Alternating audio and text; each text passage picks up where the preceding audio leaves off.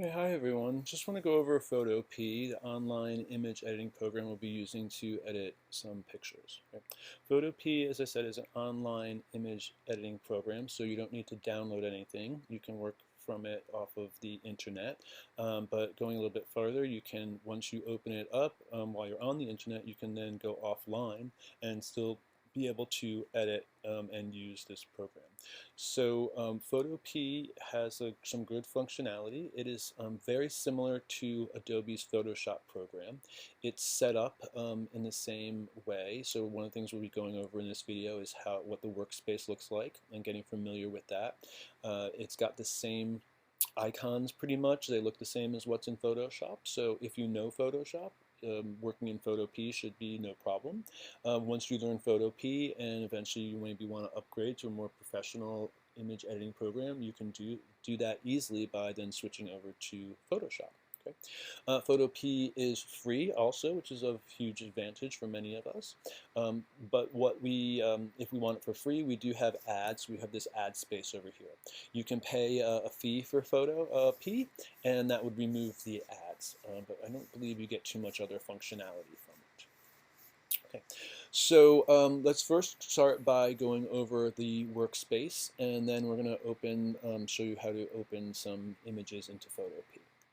All right, so what we have over here is we've got our menu bar up on the top here, and we've got different drop downs for there. So under File are some useful ones like Open, Command O. We also have under File important things like Save. They're grayed out, so we don't have an image open right now, and Export, so we'll be using those in the future. Okay, Edit. Step backwards is always a good one. Undo, Command Z, or if you're on a PC, Control Z. Also your copy, Command C or Control C. Paste, Command or Control V. And then there's the transform. Free transform is down here. That might come into play for some people. Okay. Under image, what's important under image is going to be image size, being able to see the image size and adjust that. There's also adjustments here, but we're not going to use these adjustments. Okay. We're going to find those same adjustments under layer and under new adjustment layer. Okay. They are the same adjustments that are right over here on my screen. Right? And if you don't have this on your screen, I'll show you in a few minutes how to get that on there. Right? So if I hover over on this one, there's brightness, contrast, levels, curves, exposure, vibrance, hue and saturation, color balance, black and white, photo filter, channel mixer, color lookup. Okay, so all the same things here.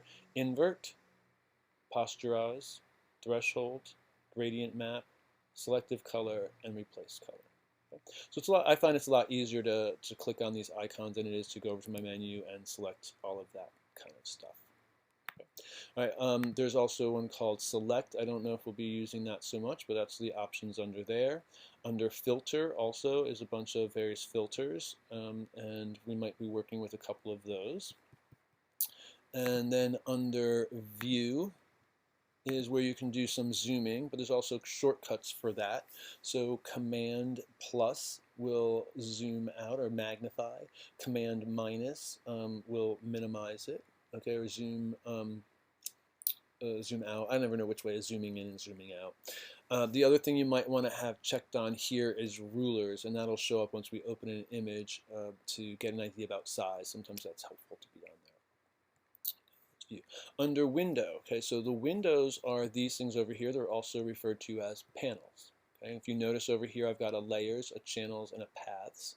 Okay, so I've got those three in this panel here. I've got my adjustments there, history and swatches there, and there's also this little column that has some stuff here. Okay, like properties, info, and properties, and we just click on those. Click on them a second time, they'll go back. All right, for the paragraph, we're using the type tool. We can click on that, and we've got some options there for the character and paragraph. And again, I can just click on that and make that disappear. Okay.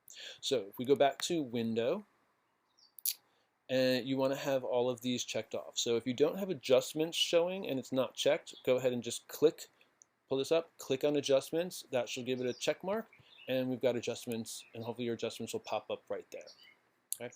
And then I've got Brush, checked channels, character, history, info, layers, paragraph, paths, properties, and swatches. So you should have all of these checked off. If you don't, go ahead and check them off and make them show up on your screen. Okay. Underneath more, there's a few things there, but we're not going to work with any of those. Okay. And if I go back to my menu bar, there's a more option for in my menu bar. That's going to be language, so it's probably going to be English. But if you like to use a different language, go ahead and switch that to a different language, and we'll have everything in Spanish, for instance. Okay. So we're just going to go back. I'm going to do English because that's my first language. Okay, so we go back to more, and underneath more we also have theme. So theme is what does this background of the program look like? So right now we're on black, so we've got the kind of dark gray and then like kind of a charcoaly black to edit against, which most people like the dark mode. If you notice, a lot of other applications are going dark mode. iPhones have dark mode now. I think also you can do it with Instagram or something, I've heard. Because it's easier on the eyes, and it makes it for better editing also. All right, so here's what the other options look like if you so desire. Okay, so silver looks something like that. We were on black. Iron blue looks something like that. That's not a bad option either. Okay, snow white, super bright. And then there is Danish purple, which is not bad either, but that purple I think would throw me off in terms of editing colors within some of my images. And then super black looks like that. It's just a little bit darker than regular black. So I'm just going to go back to my default regular black because that's kind of what I'm used to working with in most of my image editing programs. Okay. So that is your menu bar up on the top. Okay. Underneath the menu bar is the options bar. Right? And these are different options that are for the tool that is selected. Okay, so over here, going down the left is your tool bar and all the various tools that are available in Photopea. Okay, so when I click on a tool, so right now I'm on the Move tool, these are the options that I have for my Move tool. If I click on a different tool like the Crop tool, I now have different options that are associated with the Crop tool. So this bar is always going to look a little bit different. All right, we'll come back to the tools in a second. This big area in the middle is your preview window. All right, so this is a panel of preview, so we're going to see our image in here once we open one up. Okay. And then we've got the panels over here for history, swatches, adjustments, layers, channels, paths. Nothing's showing up here because I don't have an image open, but we're going to be working with some layers for the most part, so we definitely want layers on there, right? And then we went through that stuff right in there too. Right, so let's go back to tools. Right, so we're going to go through some of the tools that we'll be using, which is the Move tool, the Crop tool, right? And if I click on this Crop tool, so I'm going to click my, my mouse, hold it down, and I see that there's options underneath this tool called Crop. There's a Crop tool, Perspective Crop, Slice tool, and Slice Select tool. Okay? If I want to choose one of these, I'm just going to move my cursor over, down, and then click on that one. So now I'm on the Perspective Crop tool. I want to go back to my regular Crop tool. I'm going to click on the icon here, move over to that highlights, click on Crop tool. Okay. The next tool that we'll be looking at and using is the healing tools, right? The Spot Healing Brush tool, Patch tool, Content Aware, and Red Eye tool. Okay. Which is shortcut J, which reminds me we didn't look at shortcuts, which is under More on the menu bar. There's a keyboard shortcuts. So if I click on that, I get a list of shortcuts coming up. We got a little cheat sheet built right in. Okay, so like to open a file, Command or Control O. To go backwards, Command or Control Z. Right, if I scroll down, here's my tools. Move tool is V. Healing brush is J, or my spot healing brush, my patch, and my red eye tool are all J. Okay. So if you need to, you can always go here and check out what some shortcuts are and start learning some shortcuts. Okay, and close that. All right, continuing with our toolbar on the left, another tool that we'll use is the clone stamp or the clone tool. And there's only one there, so there's nothing hiding with that one. And then we're going to go down to the dodge, the burn and dodge tools. So if I click and hold on that tool, I see my other options. So there's the dodge tool, which is what I'm on, the burn tool, and then there's a sponge tool. Right? And so we'll take a look at what those are. I can put myself on the burn tool, so it might look like that.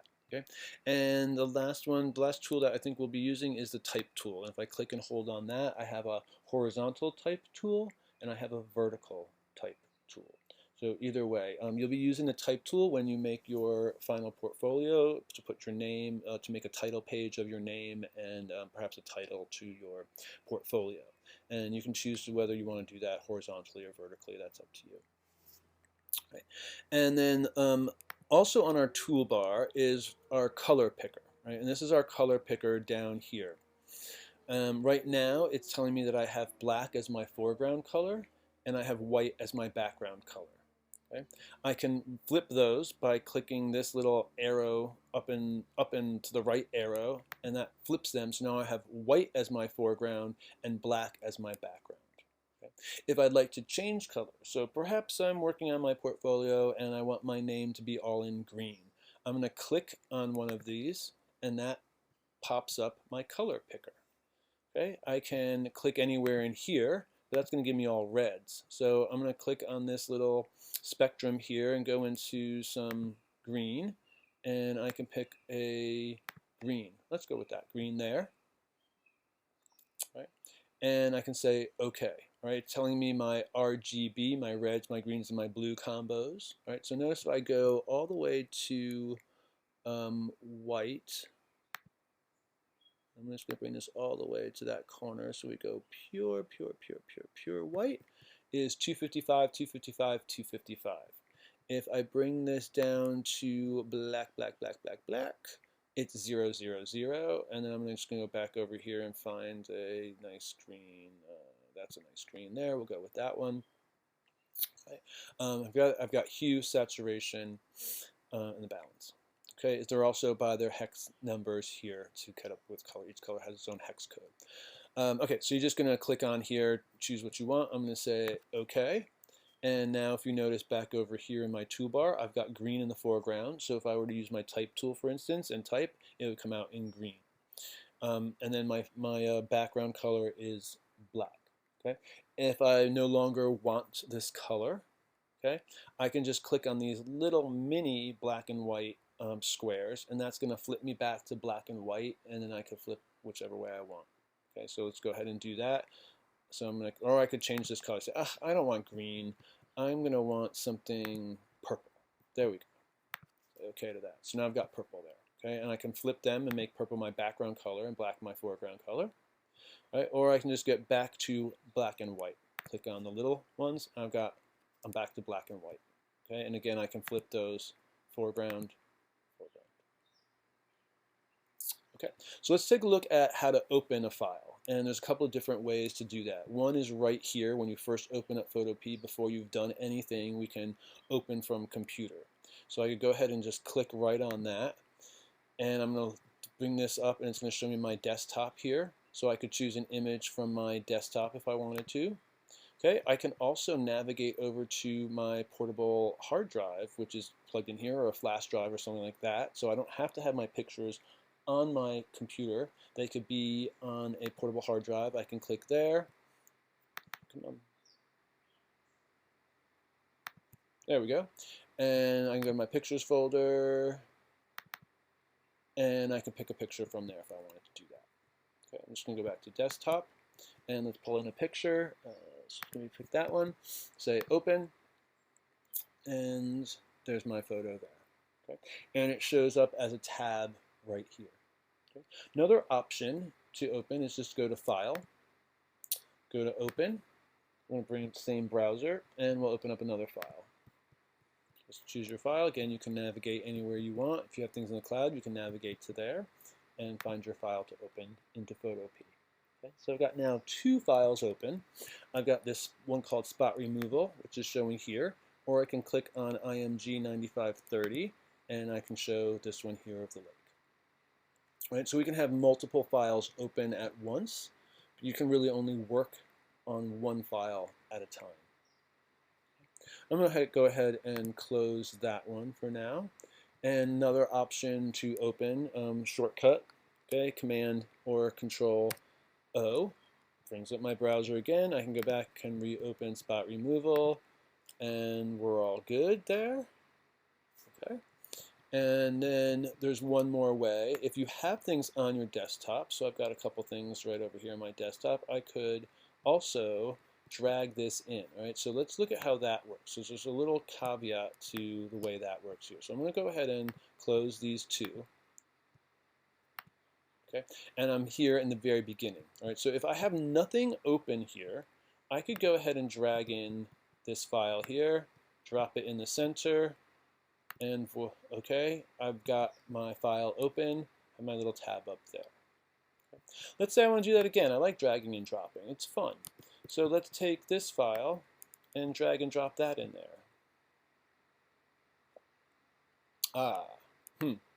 This time, when I drag and dropped, it went onto this same image, right? I don't have another tab up here. It didn't make it its separate thing. It became a new layer on this file here. Okay, so that is not the best way to work, right? I did Command Z to get rid of it, right? So I want to open up another file. I'm going to go Command O, and I'm going to choose this one here and get that one opened. Okay, so if I wanted to blend pictures together, I want them all in one file, I could drag and drop it in. That would work, but mostly what we're going to do is you're going to want to use your Command O, your file open, or if you're just starting, open from computer function to open a file. Okay. Obviously, to close files, you're going to click here on the X. That's going to close the file, and that will close the file. And we'll talk about saving files in another video.